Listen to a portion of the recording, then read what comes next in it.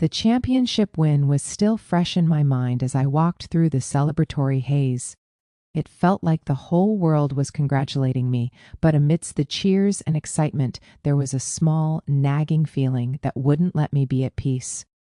Ethan's message still echoed in my thoughts, and for a moment I wondered if I had truly moved on, or if I was simply trying to outrun the past.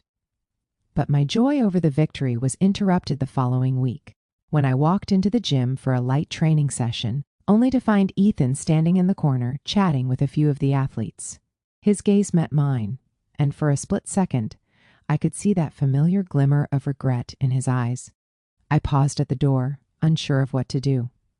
The old emotions stirred, anger, confusion, and even a bit of longing. But then, something shifted inside me. I wasn't the same person I had been when he left. I was stronger now, and his presence no longer held power over me. I walked past him, forcing myself to keep my head high, but as I passed, I could hear his voice. "Sandra," he called softly, his tone almost hesitant. "We need to talk." I stopped, my heart racing. "Talk?" I repeated, almost laughing. "About what, Ethan? The past? Because I'm done living there." He seemed caught off guard by my response, his face softening. "I know I messed up, and I know it's too late, but I need you to know that I regret losing you. You were right all along. I should have supported you, and I should have stayed. I see now that I pushed you away when I should have been there for you."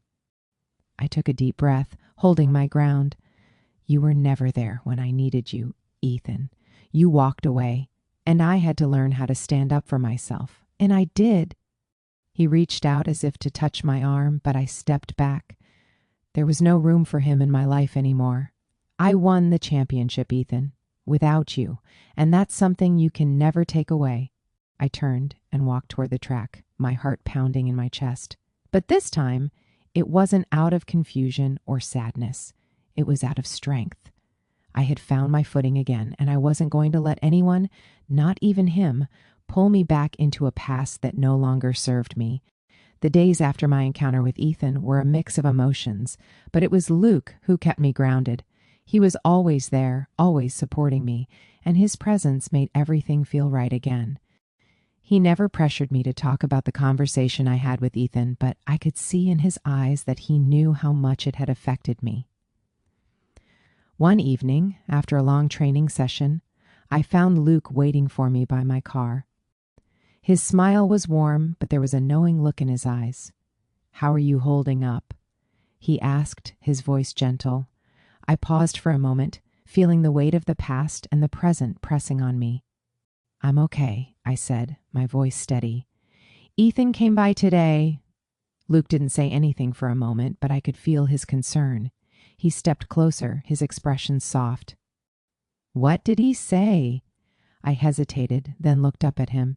"He regrets it. He wants to talk, but I don't need to. I've already moved on. I found something better.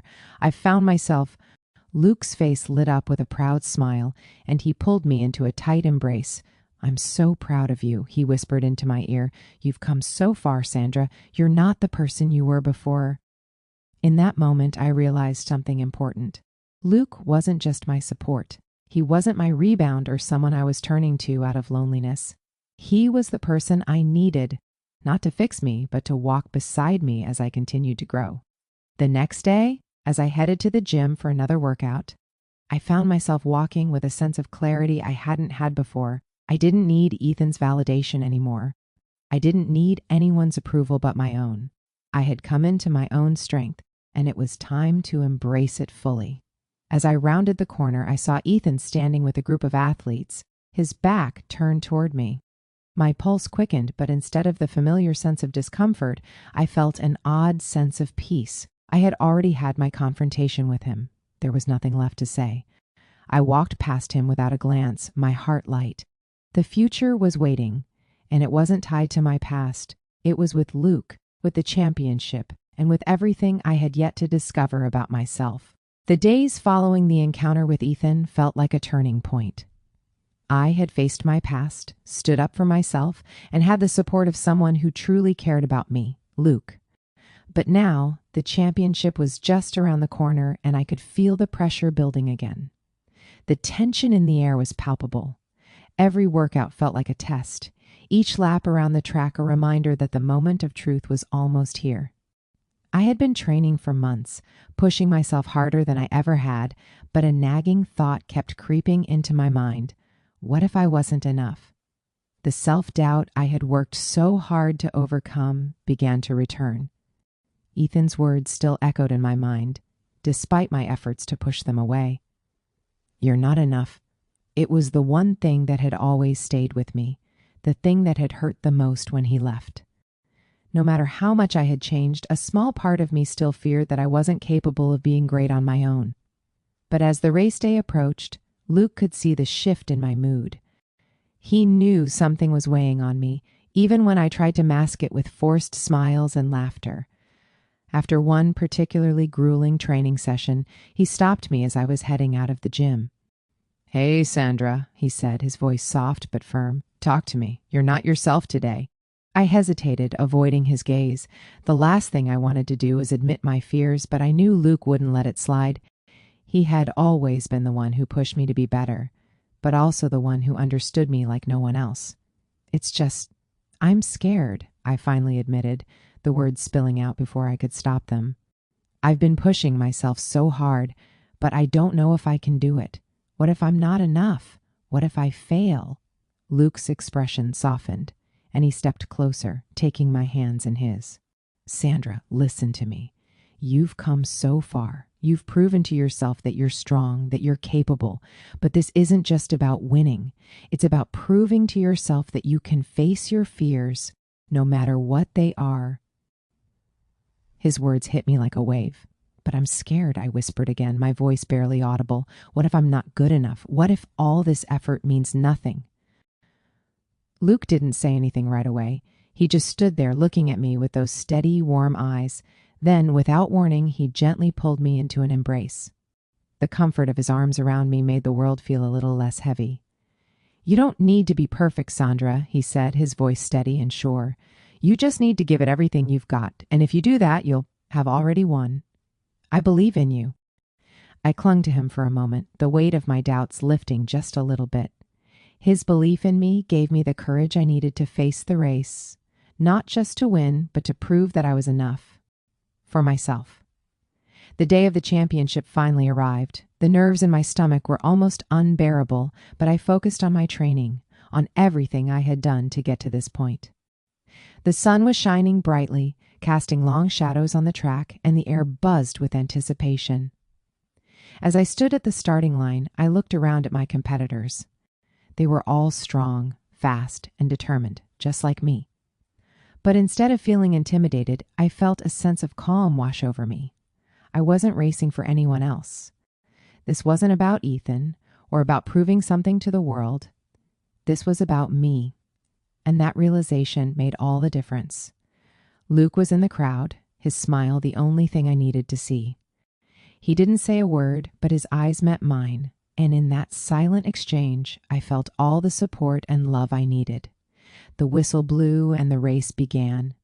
I ran with everything I had, pushing through the doubts, the pain, and the exhaustion. The world around me blurred as I focused only on the track ahead. Each step felt lighter than the last, each breath more powerful. The finish line was in sight. As I neared the end, I could feel the competitors closing in, but I didn't slow down. I pushed harder, determined to finish strong. My heart raced, but I kept my focus. With one final burst of energy, I crossed the finish line.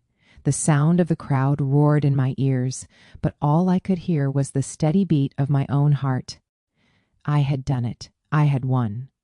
The world slowed down as I caught my breath, my body trembling with the effort of the race. I glanced up at the scoreboard, and the realization hit me. I had placed first. I had won the championship. In that moment, everything fell into place. All the sacrifices, all the hard work, all the pain. It had been worth it. I had proved to myself that I was enough. Luke rushed over, his face lighting up with pride. He pulled me into a tight hug, lifting me off the ground. "You did it!" he exclaimed, his voice full of joy. I laughed, breathless but elated. "We did it," As the celebrations continued around me, I looked around for Ethan, but I didn't need to find him. The win was mine, for me, for Luke, and for everyone who had believed in me. This victory was my own, and no one could take that away. The weeks following my victory felt surreal. It was as if I had stepped into a new version of my life, one that was full of possibilities and strength. Every time I woke up in the morning, the sense of accomplishment from winning the championship stayed with me, but as much as I was riding the high of success, something gnawed at the back of my mind. The past hadn't quite let me go yet, and neither had Ethan. Though I had moved on, Ethan's words, the apology he had sent after the championship, lingered in my thoughts. The texts and messages stopped coming after a few weeks, but the impact they had left on me was hard to shake. I had faced him, confronted my past, but something was missing. I felt like there was still a piece of my journey I hadn't fully understood, a path I hadn't yet walked. One quiet evening, Luke and I were walking along the river near the edge of the village. The sun was setting, casting a warm glow over the water, and the air smelled of earth and fresh leaves. We talked about everything, our favorite memories, our plans for the future, and the small moments that had made these past few months unforgettable. But then I paused, feeling a strange shift inside me. "You know," I said, breaking the peaceful silence, "I think there's still something I need to do. I've come so far, but there's this feeling like there's a part of me I've yet to uncover." Luke stopped walking and turned to face me, concern flickering in his eyes. "What do you mean?" I looked out across the river, the water glimmering in the fading light. "I don't know. It's hard to explain. I've won the championship. I've proven to myself that I'm stronger than I ever thought, but there's a part of me that feels like there's something still holding me back, like I haven't fully let go of everything." Luke stepped closer, placing a hand gently on my arm. "You've come a long way, Sandra. You've already overcome so much. What more do you need to prove?" I looked at him, searching for the right words. "I don't know. Maybe it's about taking that last step, facing everything head on without fear." Luke's brow furrowed, as if he understood that I was talking about anything physical anymore. This was about running or the championship. This was about me. The next day, I received a text that I had hoped wouldn't come. It was from Ethan. "I've been thinking about you a lot. I know I messed up, but I'd like to meet and talk. Can we have a conversation?" For a moment, my heart skipped a beat. The part of me that had once loved him, that wanted answers, was still there, buried deep beneath the layers of healing and growth I had done. I could feel the old temptation to respond, to meet him and see if closure was possible. But then, I looked over at Luke. He was sitting beside me, focused on his phone, but glancing up occasionally to see if I was okay. He had been the one constant in my life for the past few months, supporting me through everything. I took a deep breath and made a decision. I texted Ethan back, but my response was simple.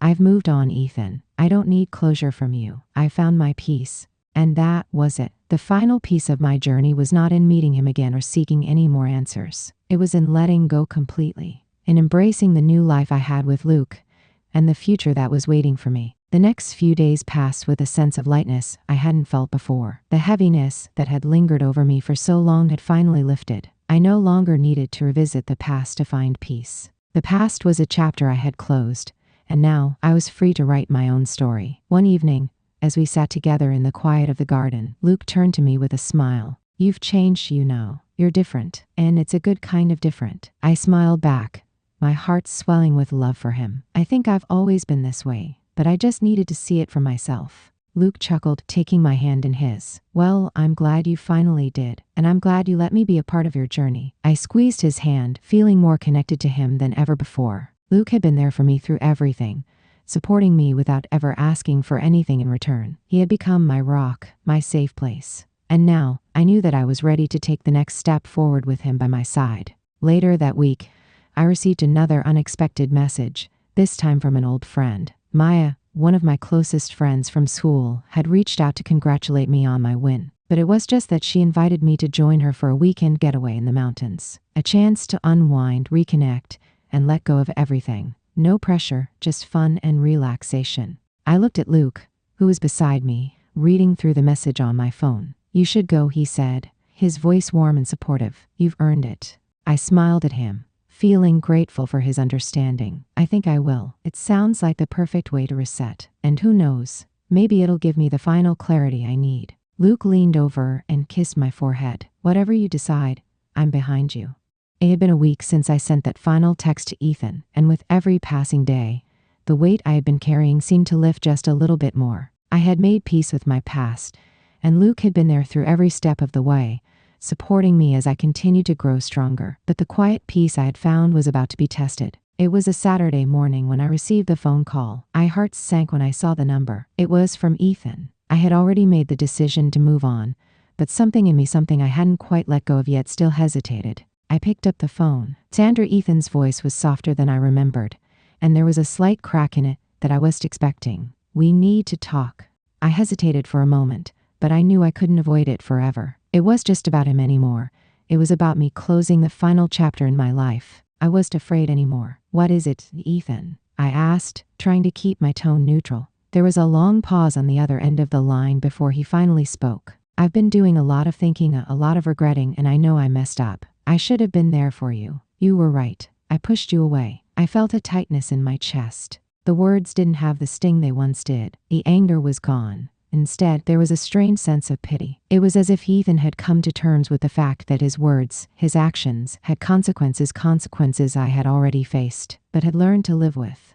"I don't know what you want from me," I said, trying to keep my voice steady. "But we've been through this, Ethan. I've moved on. I'm not looking back anymore." He let out a deep sigh. "I don't expect you to forgive me, but I need you to understand. I never meant for it to happen this way. I should have supported you. I should have believed in you." I closed my eyes, taking a deep breath. "You should have, yes, but you didn't, and I'm okay with that." The words felt final, like the last thread tying me to him had finally snapped. There was a long silence, and I could almost hear the weight of the words hanging in the air. "I just wanted you to know," he said, his voice lower now, "that I'm proud of you. You've done what I couldn't. You've proven me wrong." I was sure if I was supposed to feel something in that moment, but I didn't. His apology, though long overdue, was meaningless to me now. It was the closure I had been seeking, not in a conversation with him, but in my own heart. "I don't need you to be proud of me, Ethan," I said, my voice calm but firm. "I've done this for myself. I don't need you to validate me anymore." I heard a faint, almost defeated sigh on the other end of the line.